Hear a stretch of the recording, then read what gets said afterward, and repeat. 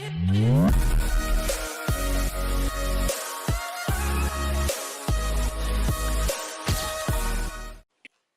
guys, welcome back to the channel. I just want to show you today how to make a leader for whenever you go fishing. So me personally, I grew up on the Mississippi Gulf Coast. A leader is something I'm familiar with from back home. When I was younger, growing up, what I would do is basically just go to Walmart, Kmart, places like that, bait stores, and you'd be able to get a leader to tie onto the end of your line. That way, most of the time, like what we were using it for was just to make it a little bit thicker.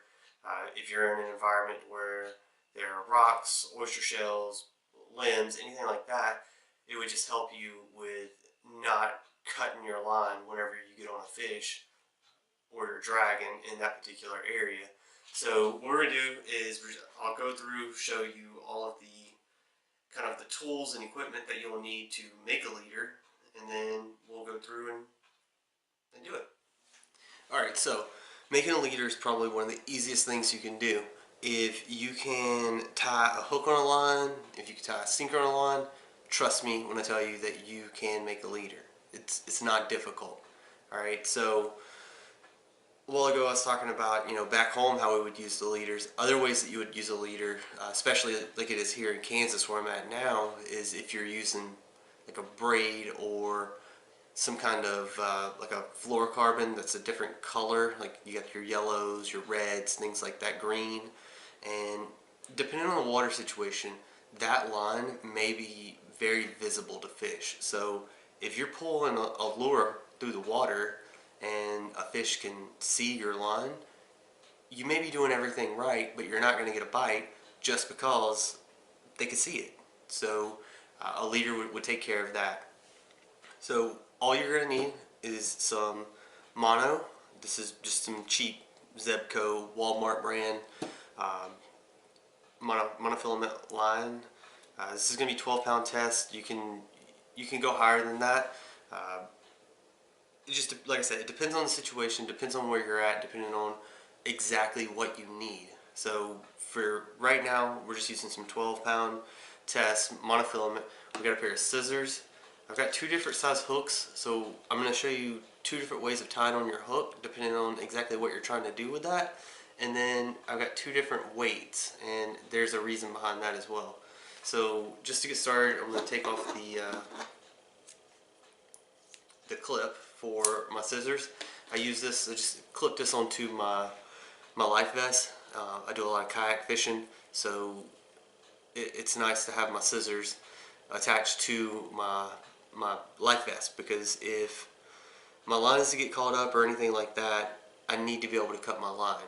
It's not necessarily, that you're getting hung up. It could be many things, but there's been situations to where I have been hung up, and the only way to get unsnagged was by cutting the line. Because when you're in that kayak, you can't necessarily just, pull it and break your snag or break your line, because it's just not going to work like that. Sometimes you're just going to get pulled around. Depending on how your snag is, it may even pull your boat to where it almost feels like you're going to tip. So definitely you got to look at things a little bit different in a kayak, and having scissors attached to my PDF is something that I found to be extremely helpful. So we've got the scissors. We'll set the hooks to the side for a minute, and we're going to set the sinkers to the side. So whenever you're making your leader, I found that it's easier to do it if you cut off more than you're actually going to use, right? Just gives you some extra room to work with your knots, and as you can tell from how coiled this mono is, it's old, so there's no reason for me to put this on my reel. So I'm just going through making some leaders and practicing my knots. So that's something you should definitely be doing anytime you're just sitting around the house, not able to get out on the water like I am. It's been snowing. It's been sub 20-degree weather for the past pretty much since January, with the exception of very few days. So to get started on the leader, I have about 3 to 3.5 feet of mono here. what you're going to do is you're going to find the end of your line. So once you have the end of your line, just take about 6 inches of it and bend it over. So whenever you bend it over, you're going to want to have that loop. Alright, so hold where the line, it's spinning, hold where the line connects with your hand, with your pointer finger and your thumb, and then you're going to take the loop that you just made and you're going to just simply wrap that line. This is some bad line, guys. You're going to wrap that line around your finger.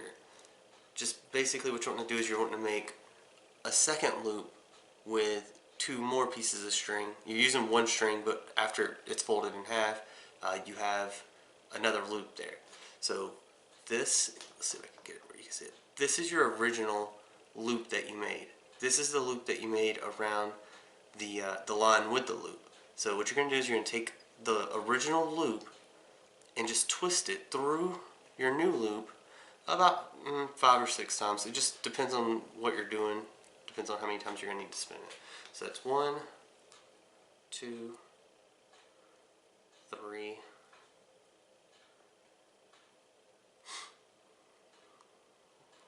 and 4. I'll do 4 just for the demonstration. I'm not going to be using this. So once you have the string twisted through the hole, you're just going to wet it and then pull. So as you're pulling, make sure that you hold your tag end and your long end and the loop. So you got essentially a loop and 2 pieces of mono in your hand, and just pull it slow. Make sure that your knot stays wet. With mono, it can have some friction and just cause your line to kind of kink up, and you don't want to do that. So after you pull it tight, you're going to go ahead and let go of your loop, grab your 2 ends, and just pull it. Make sure everything's cinched up real good. What I like to do is I like to go through, pull my loop as well, and then take my fingernails, what little bit of fingernails I do have, and just pinch and pull at the same time, just to make sure that I've got a good solid knot there. So that's what you're left with. You've got your knot and your loop. Then you have a long line and a tag. What we're going to do is we're going to go ahead and cut that tag off. It's just going to get in your way. So go ahead and get rid of that. And it doesn't have to be all the way flush with your knot. It's okay to leave a little tag line there.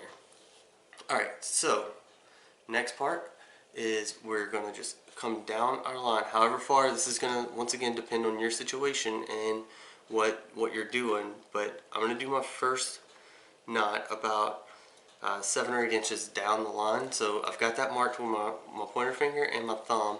I want to change hands and keep that same spot. So this is what I was saying earlier. There's 2 different size hooks, and it's just going to depend on what you're doing. I want you to be able to see both ways. So we're going to start with our small hook. It's just a small brim hook. That's all. Nothing special. Go ahead and run your line through that eye. So run it down, and then you're going to let the hook fall all the way to where your fingers have pinched. Alright, so it's there. And what we're going to do, hold your hook, and then basically just like you did a while ago, you're just hold it by the hook. Be careful not to poke yourself. If you do poke yourself, I don't want you to blame me for this. Wrap it around your finger, and then once it's around your finger, you need at least an inch or 2 to just to work with, okay? So you've got it there, and then what we're going to do is we're just going to do the same thing we did before to make our original loop. So 1, 2, and you're wrapping this through your new loop. 2, 3, 4, and we'll go 5. Alright, so there's 5 times around it. Once again, wet your mono, and then after the mono is wet, then you're just going to slowly start pulling. And just be careful when you're pulling. You don't want to pull down that knot. You don't want to pull it too fast. What you've got is you've got a loop with your small hook attached to it. Alright, just a little drop loop here. So what we're going to do is basically take the line where you've got your original drop loop for tying onto your to your main line, stretch it out. You got essentially a very long tag at this point. What we're going to do is we're going to just make a T-knot to just kind of help stabilize this drop loop and keep your hook from getting tangled up with your main line. So to do that, you just make a big loop. Like I said, it's easier if you got more line to work with. So you're going to make a loop, and then whenever you make your loop, just make sure that one side is bigger than the other side. So what I mean by that is you want to have one larger than the other. Right? And then what we're going to do is we're just going to start twisting. Alright, but this time, right here in the center, you want to keep that part separated. So do that about 5 or 6 times. So there's 1, 2, 3, 4, and 5. Alright, so we have 5 times. At this point, you've got a nice loop within your line. So don't let your hook get tangled up like mine. But basically now is you're going to take your hook and run it right in between those loops that you were just twisting. And just you want to pull that entire, now hold on, mine got tangled up here. And there we go. So just pull the hook and that loop all the way through the 2 loops that you've already got there. Once you've done that, take essentially each tag line, and you're just going to pull it out. Alright? So don't pull it the entire length, but you're just going to get it started. And then once you get it started, wet your mono.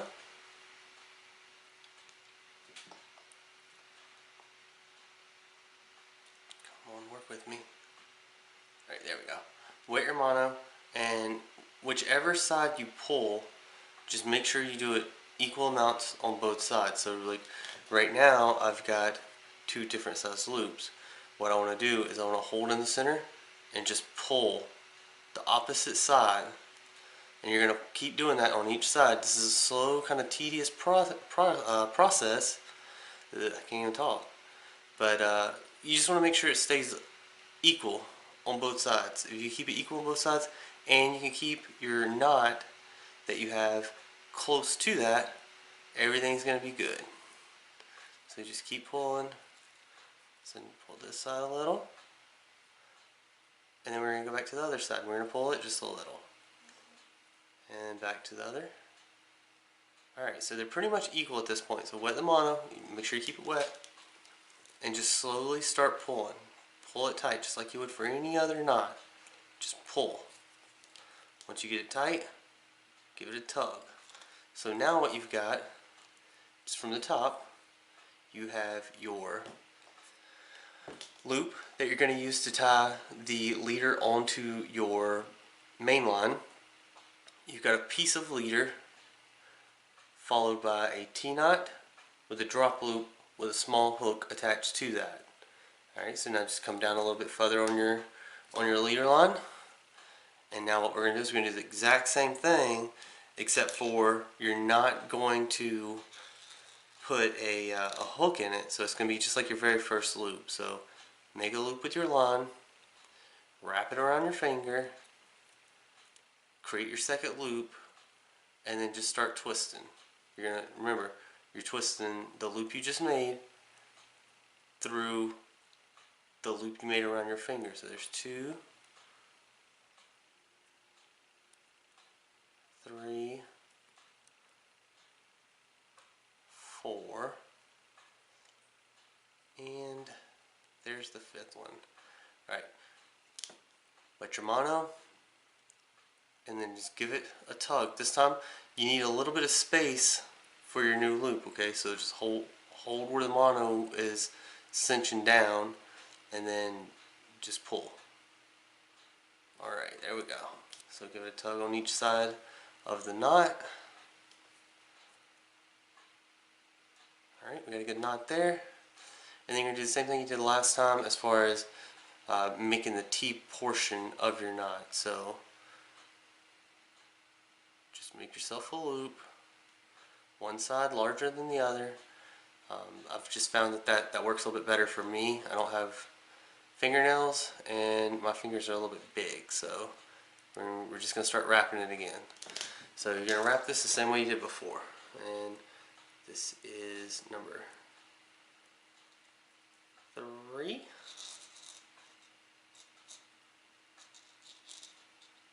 4, and 5. Alright, and then once again, take your drop loop that you just made, run it through the twist that you just created, and up through here,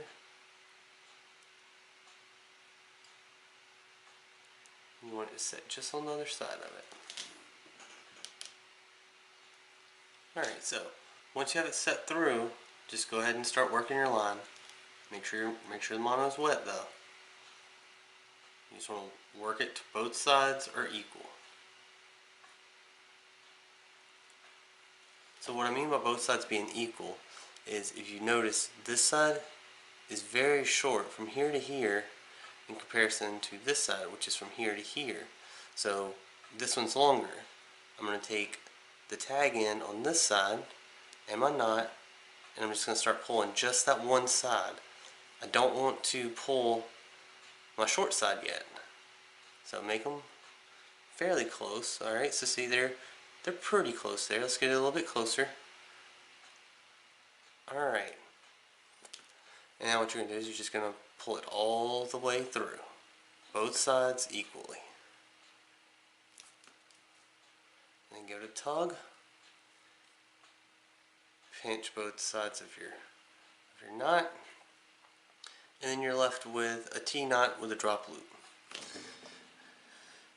One last thing before we get done here is we're going to go down however far you want for your sinker to be, and then you're going to make another loop like you have at the very top. So make a loop, wrap it around your finger, give it a couple twists through the loop. 1, 2, 3, 4, and 5. Let it, and just give it a pull.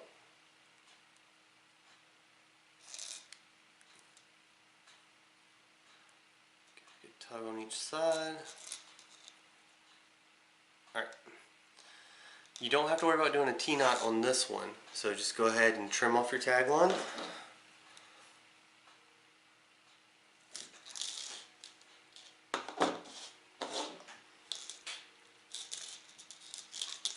Now, go to the last T-knot that you just made. So this is the one that's going to be just below your small hook. Alright, what we're going to do is you're going to get your regular hook. It's just a hook that I use for catfish, so it's nothing special. This is a cheap one. It's actually an old hook. I won't be using this. I'll be throwing it away. But just for this, it's good for demonstrations. And you're going to run that loop through the eye of your hook. And there we go. So, T-knot, hook, loop. Take your hook, flip it back, bring the loop inside of the curve of the hook. Once that is inside the curve of the hook, simply pull. And then your hook is secured. So if anytime you needed to change the size of that hook, it'll be extremely easy.